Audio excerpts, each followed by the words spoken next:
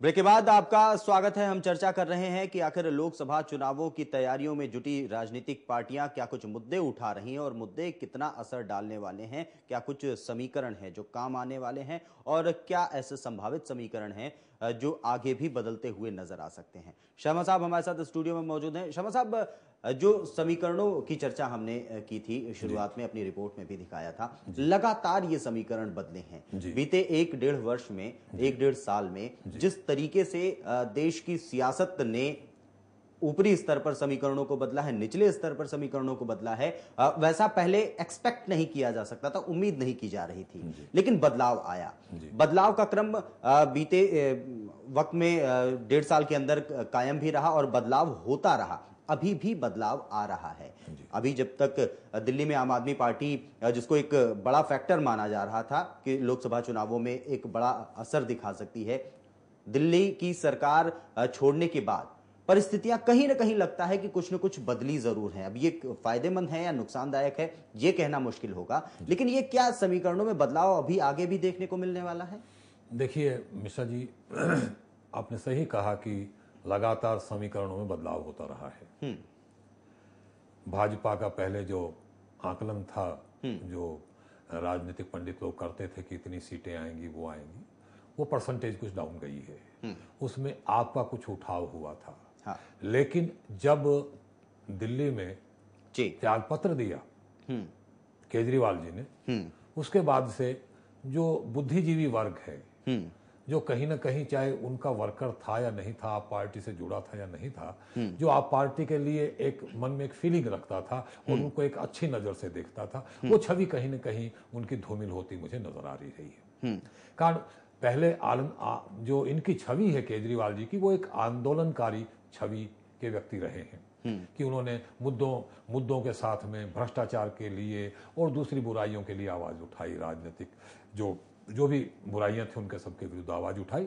लेकिन अब लोगों को ये नजर आने लगा कि ये भी वही सियासतदान है जिस तरीके से दूसरे सियासतदान राजनीति करते हैं, देश हित को सामने बताते हुए जिस तरीके से राजनीति करते हैं, अब लोगों में, केजरीवाल जी में भी वो चीज नजर आने लगी है कि लोक हित की बात करके, देश हित की बात करके कहीं न कहीं वो राजनीतिक उल्लू साध रहे हैं। मतलब हो ये भी सकता है कि बीजेपी कांग्रेस ये साबित करने में या फिर लोगों में इस तरह का संदेश देने में कामयाब रही हो आम आदमी पार्टी को लेकर के। देखिए, कुछ तो परिस्थितियां ऐसी रही और कुछ इनका अपना भी नजरिया ऐसा रहा, क्योंकि मुझे लगा कि केजरीवाल जी कहीं अति महत्वाकांक्षी हो गए। उनको लगा कि दिल्ली की मुख्यमंत्री की सीट उनके लिए छोटी है, उनको कहीं न कहीं प्रधानमंत्री पद के लिए उम्मीदवार होना चाहिए और यही कहीं उनकी सत्ता लोलुपता। दूसरे नंबर चीज उनको यह लग रहा था कि बीजेपी और कांग्रेस, उनको ये पुराने खिलाड़ी हैं और उनको एक जिस तरीके से बड़े खिलाड़ी एक नौसिखे के साथ में खेलते हैं, वैसा उनके साथ में ये व्यवहार कर रहे हैं। तो उनको लगा कि मैं बहुत लंबी दूर तक ये रेस इनके साथ में नहीं लगा पाऊंगा, तो इनको बहाना मिल गया और इस तरीके से ये उनको निकलने में उन्होंने अपना सुविधाजनक रास्ता देखा। तो अब स्थिति ये है कि इससे चाहे इनके जो वर्कर हैं या जो आप पार्टी के सपोर्टर हो, कहीं ना कहीं कहते हैं कि उनको अच्छा किया उन्होंने कि उन्होंने रिजाइन कर दिया, क्योंकि कांग्रेस और भाजपा दोनों ही मिलकर उनके साथ में राजनीति कर रहे थे, सियासत कर रहे थे। ये मैं मान सकता हूं कि राजनीति में तो राजनीति होगी ही, ठीक है। तो इस बात से उस समय क्या इनको नजर नहीं आया था कि जब ये मुख्यमंत्री की शपथ लेने गए और जब इन्होंने सरकार बनाई, तो क्या उनको इस समय का अंदाजा नहीं था कि उनके साथ में राजनीति हो रही या राजनीति की जाएगी? उस समय भी उनको इनकार कर देना चाहिए था, लेकिन उस समय उन्होंने इनकार नहीं किया। उन्होंने 2-3 मुद्दे, जैसे पानी का मुद्दा था या 1-2 चीजें और जो थी, जो उन्होंने सॉल्व आउट करने की कोशिश की। बिल्कुल ठीक है, लेकिन लंबे समय में उनको लगा कि वो इस गाड़ी को बहुत दूर तक खींच के नहीं ले जा सकते और दूसरे लोकसभा चुनाव सर पे थे, तो उसमें भी वो शिरकत करना चाहते थे। तो उनको मौका भी मिला, माहौल भी मिला और अवसर भी आ गया और उन्होंने उसका पूरा लाभ उठाया। बिन्नी ने आरोप भी लगाया था कि ये सब कुछ पहले से ही प्रायोजित था। जी। कांग्रेस को लेकर के अगर बात करें, कांग्रेस राहुल गांधी पर जितना भरोसा जता रही है, राहुल गांधी के नाम पर कोई बड़ी जीत दिलाने का श्रेय भी नहीं है कांग्रेस को, और साथ ही साथ सवाल उठते हैं कि क्या कांग्रेस में अच्छी छवि वाले नेताओं की, साफ सुथरी छवि वाले नेताओं की कमी है या फिर वंशवाद के तहत उनको इतनी जिम्मेदारियां दी गई। ये तमाम बातें भी उठती हैं और उसके साथ साथ मुद्दे जो दिए जा रहे हैं कांग्रेस के, उठाए जा रहे हैं कांग्रेस की ओर से, और उसमें साफ तौर से जो बिल पास किए गए, भोजन का अधिकार देना, तेलंगाना और विसिल ब्लोअर जैसे बिल्स को लेकर के लोकसभा और राज्यसभा में इन पर सहमति बन जाना, इन तमाम मुद्दों को कैश कराने की कोशिश कर रही है। आखिर राहुल गांधी इन मुद्दों को लेकर के अगर जनता के बीच जाएंगे तो क्या युवाओं के आइडियल नेता वो बन पाएंगे? देखिए, एक बात मैं आपको बताता हूँ, ये चीज तो ये लोग आज प्रोजेक्ट कर रहे हैं। हाँ, तेलंगाना मुद्दा हो गया, खाद्य वाला मुद्दा हो गया, ठीक है, ये तो मुद्दे आज पैदा हुए हैं। लेकिन पिछले 5-6 सालों से जो कांग्रेस पे आरोप लगते रहे भ्रष्टाचार पे, भ्रष्टाचार के, क्या उनको मिटाया जा सकता है इन मुद्दों से? आम आदमी के बीच में जब वो जाएंगे तो उन चीजों का इनके पास में क्या जवाब होगा? हाँ, इसके साथ में आज हमने ये किया, एक बात सुनिए, बंगला में कहावत है कि गोरू मेरे जूतो दान, गाय को मार के जूता दान करने वाली बात हो रही है। तो ये आज आदमी समझने लगा है, आज का वोटर इतना बेवकूफ और पागल नहीं रह गया है कि आप उसको दिग्भ्रमित कर सकें। आप नई चीजों के साथ में पुरानी चीजें भुलवा दें, आज ऐसा संभव नहीं है। और इसीलिए, और दूसरे नंबर चीज आपने कहा वंशवाद की बात, तो ये पूरी तरीके से मैं मानता हूं कि कांग्रेस एक वंशवादी पार्टी है। ये चाहे कितना भी ढिंढोरा पीटते रहें कि हम गणतांत्रिक पद्धति पे चलते हैं और उस पे चलते हैं, कहीं कुछ ऐसा नहीं होता। किसी भी मुख्यमंत्री को सुन लीजिए, किसी भी मंत्री को सुन लीजिए, किसी भी बड़े से बड़े कांग्रेस के पदाधिकारी को सुन लीजिए, वो सोनिया गांधी जी और राहुल गांधी के गीत गाता है। तो अब इसका मतलब क्या कि इनसे बड़ा कोई नेता नहीं है? ऐसा नहीं है। कांग्रेस में भी अच्छे लोग हैं, बुद्धिमान राजनीतिज्ञ हैं जो ईमानदारी की राजनीति करना चाहते हैं, लेकिन अवसर कहां मिलता है साहब? और जो कुछ थोड़ा बहुत कुछ बोलने की कोशिश करता है उसको बाहर का रास्ता दिखा दिया जाता है। तो अगर आपको वहां रहना है तो आपको उनको चाचा और उनको मम्मी कहना ही पड़ेगा, उपाय नहीं है। और यही कांग्रेसियों की मजबूरियां हैं। मैं बहुत से कांग्रेसी ऐसे नेताओं को जानता हूं जिनसे व्यक्तिगत रूप से मेरी अगर अकेले में बात होती है तो इस बात से सहमत हैं कि कुछ नहीं किया जा सकता भाई साहब, जो ऊपर से आदेश होता है उसी को मानने के लिए हम मजबूर होते हैं। हमारी अपनी व्यक्तिगत कोई राय नहीं होती। कहीं कोई स्टेटमेंट भी देना होता है तो वो भी पूछ के बोला जाता है कि हम क्या कहें। तो ऐसी स्थिति में आप क्या मानेंगे? दूसरे रही राहुल गांधी की बात, तो राहुल गांधी क्या आज इतने मैच्योर हो गए कि वो एक इतनी बड़ी राष्ट्रीय स्तर की पार्टी को, जिसकी बैकग्राउंड 128 सालों की, उसको चला लेंगे अकेले? और जबकि दूसरे नंबर चीज, आज मैं एक बात और पूछना चाहता हूं, गैस का मुद्दा आया, जब पार्टी की जब वो मीटिंग हुई, मुख्यमंत्री वहां मौजूद थे, जब वर्कर्स की मीटिंग हुई तालकटोरा में, तो उस समय ये पूछा गया, राहुल गांधी ने वहां से कहा कि मुख्यमंत्री महोदय हमारा 9 सिलेंडरों में, नहीं, प्रधानमंत्री महोदय हमारा 9 सिलेंडरों में काम नहीं चलता। क्यों जी? जिस समय ये 9 सिलेंडरों का बिल पास किया गया था, इसके आदेश दिए गए थे, क्या उस समय आपकी नॉलेज में नहीं थी ये चीज? आज ये गिमिक कर रहे हैं, तो लोग इतने बेवकूफ नहीं है कि आपकी सस्ती नौटंकियों को लोग समझ ना सकें। लोग बहुत अच्छे से समझते हैं कि ये गिमिक है, गिमिक के सिवा कुछ भी नहीं है।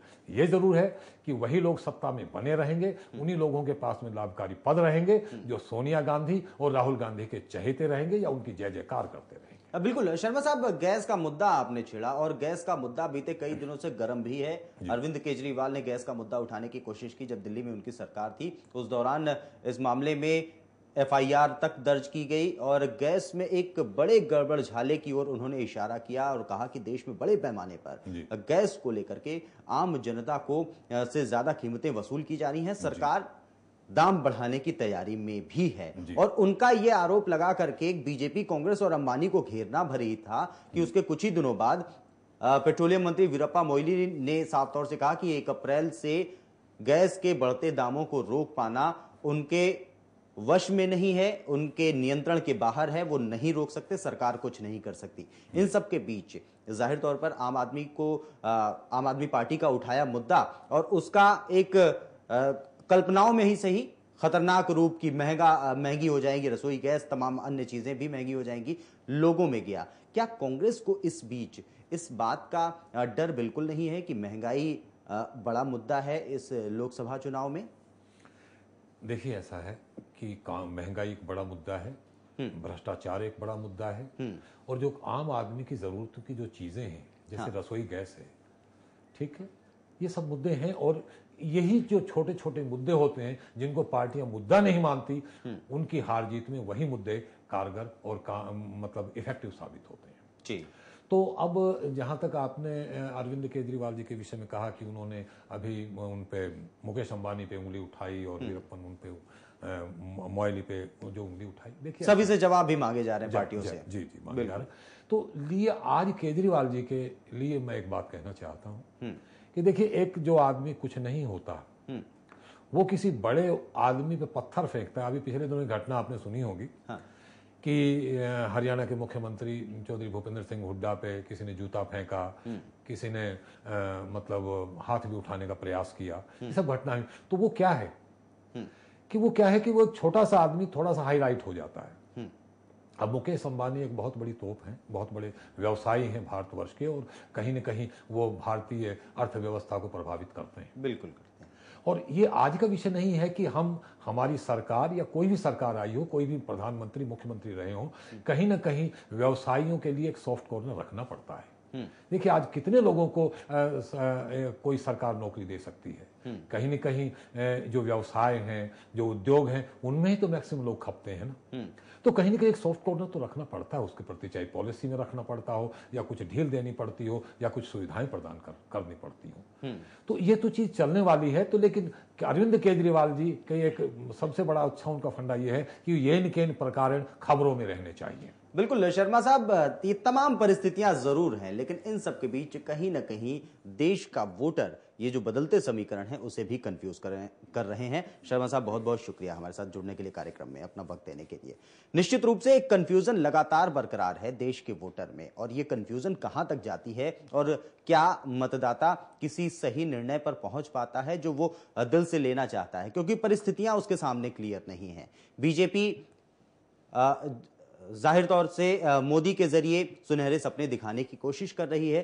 कांग्रेस के लिए माहौल खराब कर दिया था अन्ना हजारे ने ही और उनके आंदोलन ने ही, और उसके बाद फिर भी तमाम ऐसे भावनाओं और जरूरतों से जुड़े मुद्दे हैं जिन्हें उठाने की कोशिश कांग्रेस की ओर से की जा रही है, चाहे वो बिलों के माध्यम से हो, चाहे वो क्षेत्र की जरूरतों के हिसाब से राज्यों का बंटवारा हो। इन सब के बीच आम आदमी पार्टी भी बड़े मुद्दों को उठाने से चूक नहीं रही है। अब क्या होता है इन आने वाले समय में यह कहना तो मुश्किल होगा, लेकिन इतना साफ है कि जनता अभी कंफ्यूज है और आने वाले दिनों में समीकरण और बदल सकते हैं। देखना होगा कि आखिर ऊंट किस करवट बैठता है।